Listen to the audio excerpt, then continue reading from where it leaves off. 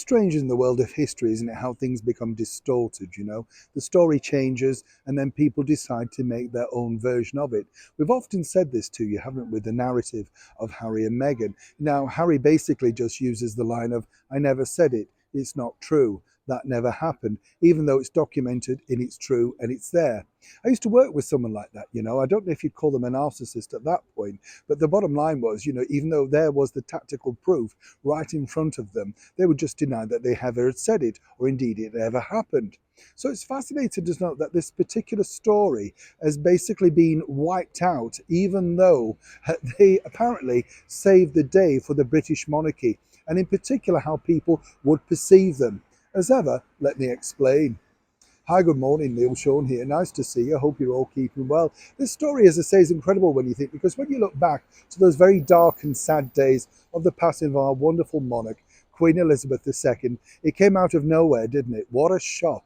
You know, I think we all remember exactly where we were, because it was that sort of moment where you kind of think, yep, this is happening, it's real.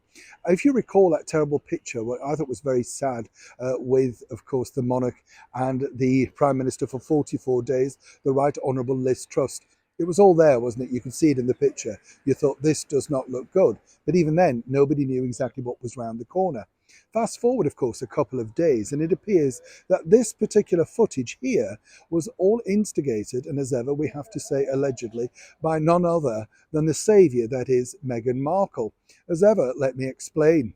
This has now been dubbed the infamous Windsor walkabout, and as ever, when this came out, you know, we were all there at Windsor, and everybody was quietly stunned. Nobody knew genuinely this was happening. We were told that perhaps someone may come out from the senior monarchy. We were expecting Edward and Sophie to come along and say, you know, their best to the people willing to pay their respects and bring flowers in memory of our wonderful monarch.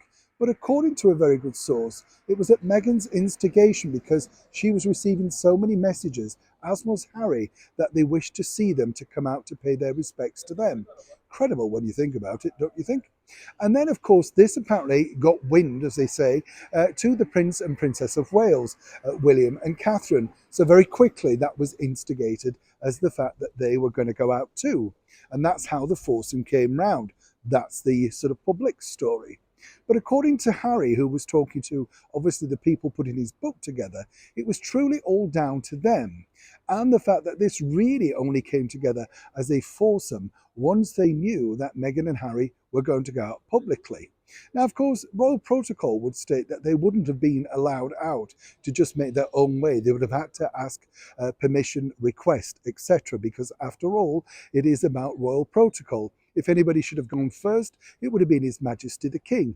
Obviously, he had a very busy time getting to terms with what was happening to him and, of course, his own personal grief.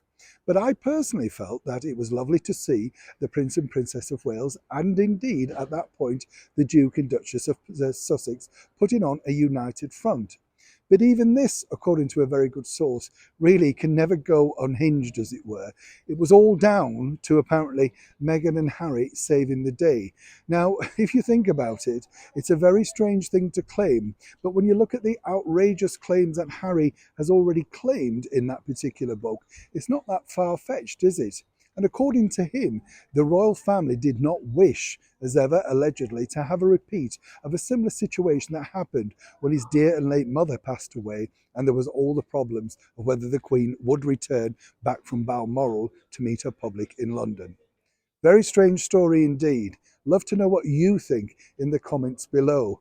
Which version of events do you believe? I know the true version because I was there, but again, very, very odd. Do let me know. Neil Sean in the very heart of London.